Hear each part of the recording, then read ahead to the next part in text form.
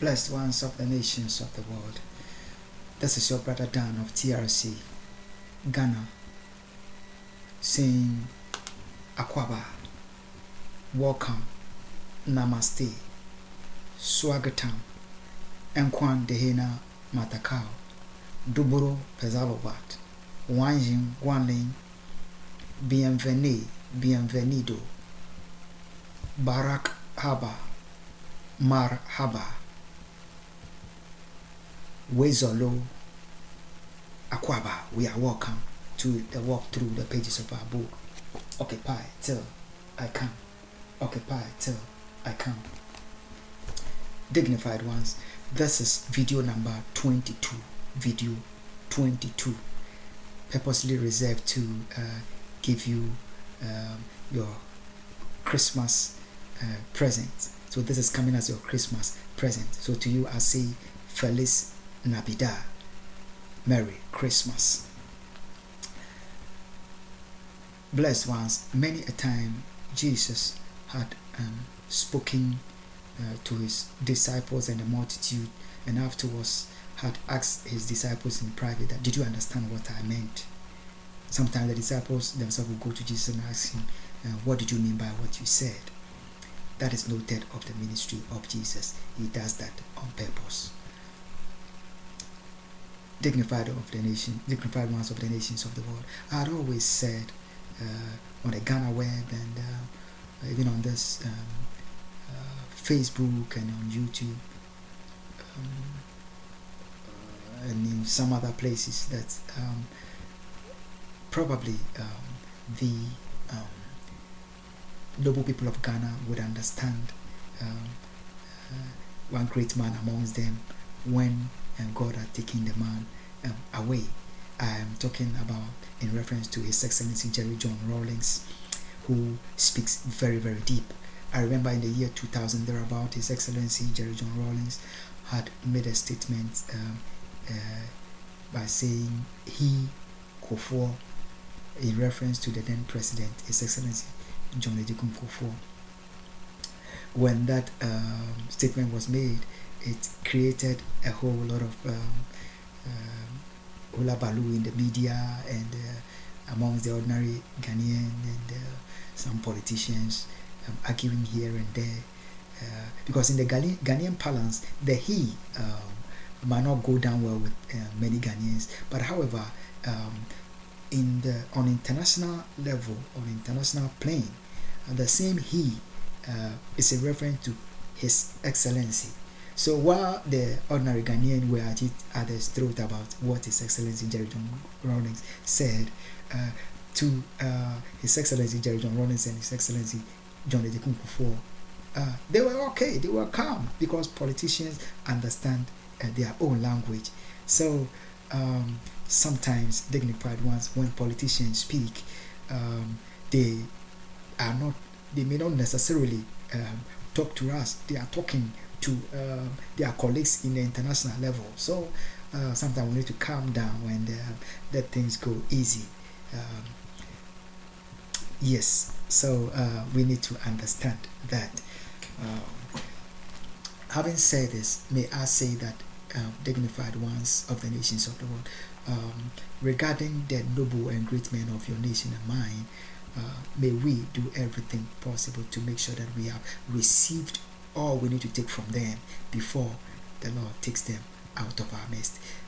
I've always established that a great nation is built by the passing on of knowledge, potential, gifts, talents from one generation to the other.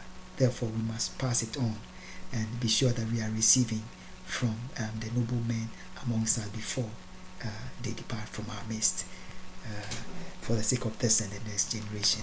God bless you for that. Having established this, may I say that in the book Occupy Till I Come, we can be rest assured that there are many things in the book that reading superficially or unless they are expounded, you would not understand, because like every literary works, you need to take into consideration the historical, context, the literary genre, and the literary context to understand what the author is trying to communicate to the reader or the listeners. So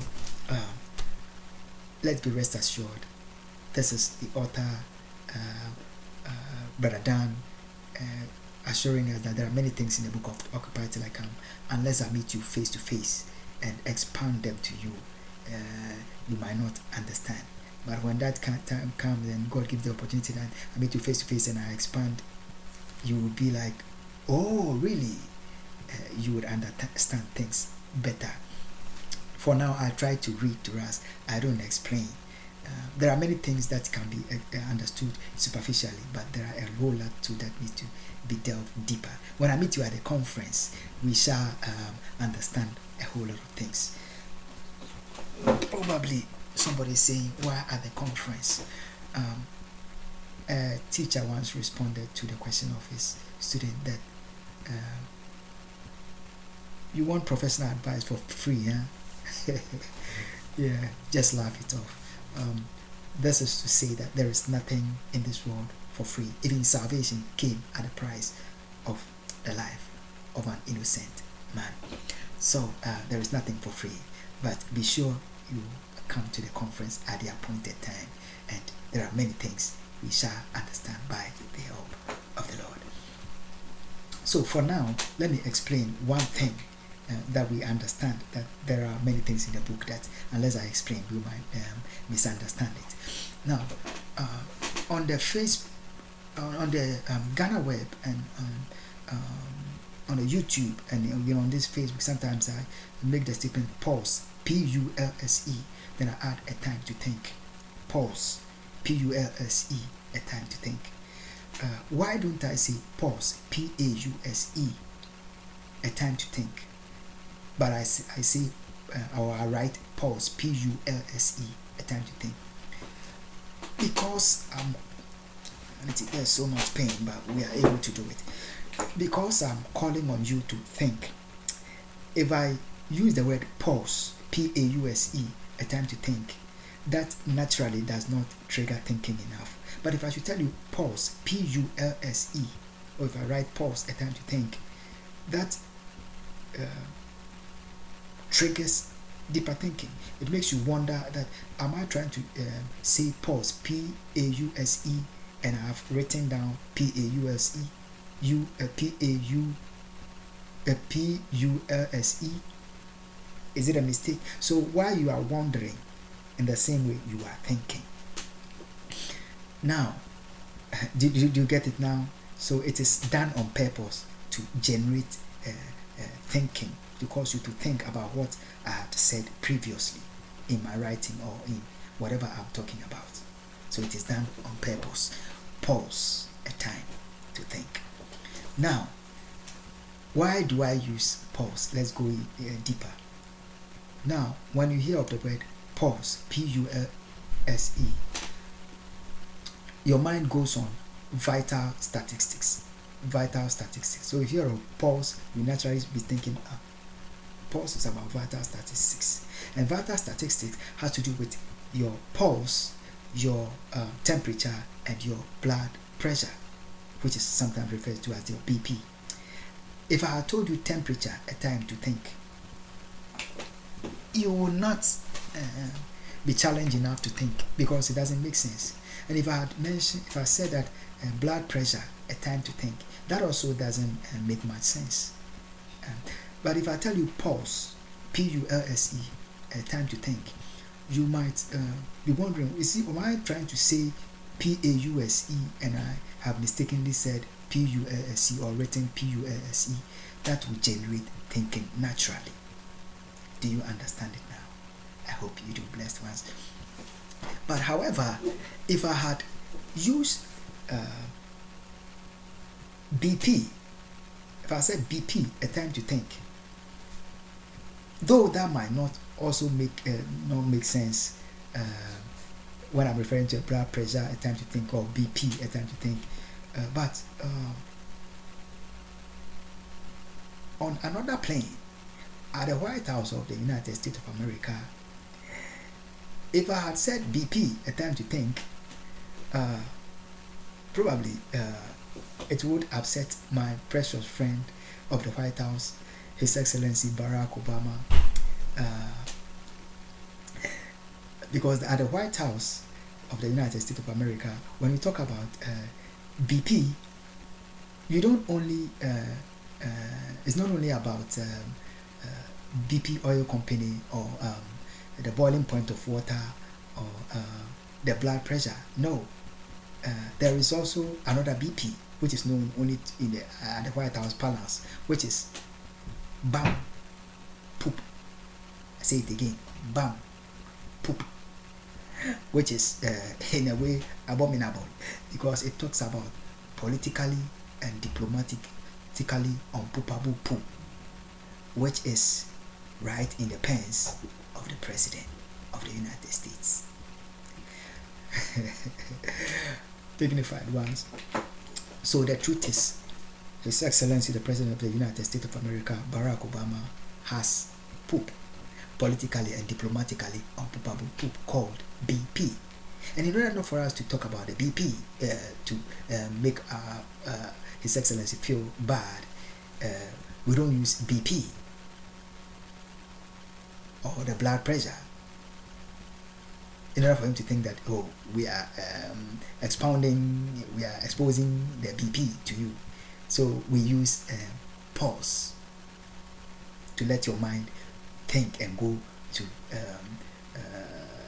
think deeper, while at the same time at the White House we are calling on them to they are also thinking on another plane. You understand it now? So pause a time to think. So we understand now. Humanity, the truth is, I have many John friends at in America, and I've mentioned it at the White House, and that makes me feel my many John friends in America, and that makes me feel very good. However, I have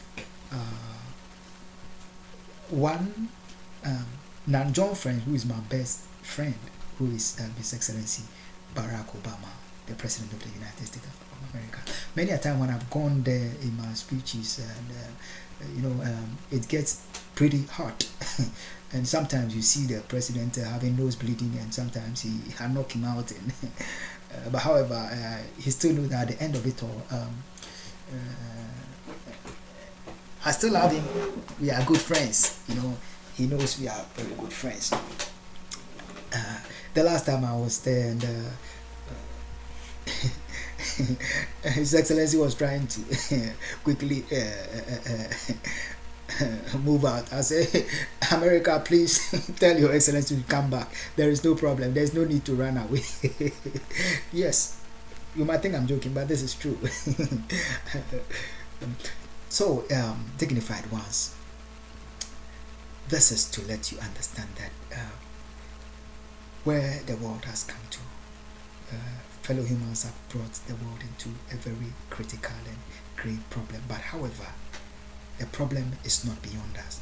Together with yourself and I, together with the people in your nation, looking up to God, we can turn situation around if there is the willingness, because God is always ready to get things better for humankind whom He has created in His image. Blessed ones. So this is your birthday present and your Christmas present that I've come away by expanding to you, that there are many things that are deep to be understood by from this book, Occupy Till I Come, and cannot be taken superficially.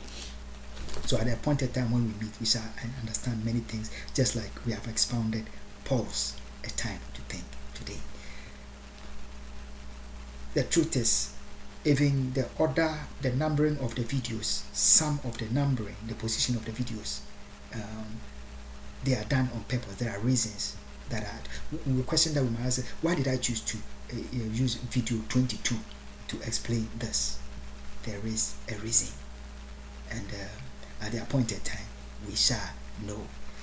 But for now, I say, pause a time to think. But for the sake of my special friend at the White House, Mr. BP, I say BP or pause, a time to think. God bless you. Bye bye.